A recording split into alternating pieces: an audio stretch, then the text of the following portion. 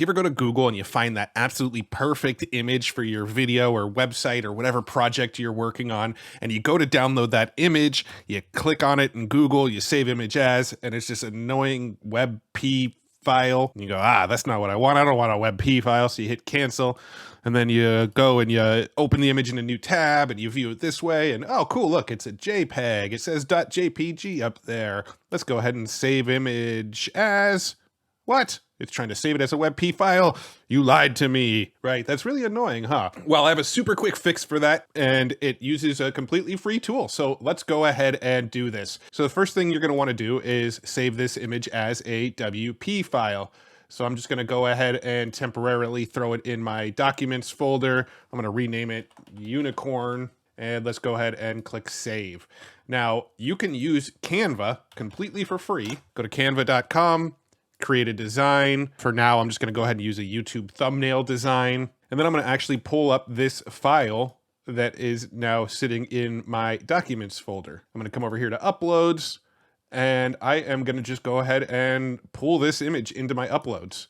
And Canva will actually accept these WebP files. You can see I've got this unicorn image over here. I'm gonna go ahead and click on it, and then let's go ahead and set it to the background so it kind of fills out the image.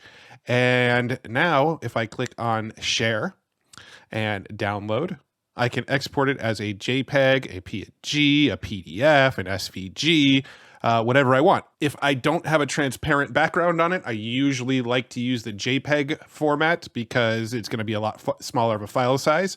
Let's go ahead and click download on this, and you can see it just downloaded it. I didn't rename it.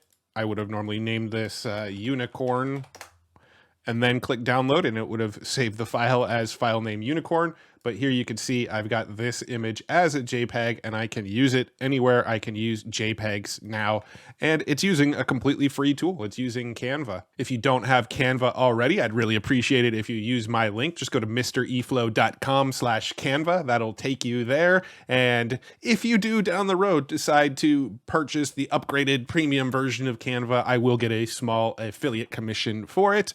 But to do what I just demonstrated, to use WebP files and export them straight from Canva really quickly, you can do that for free. So mreflow.com/Canva. Hopefully you found this video helpful. See you guys in the next one.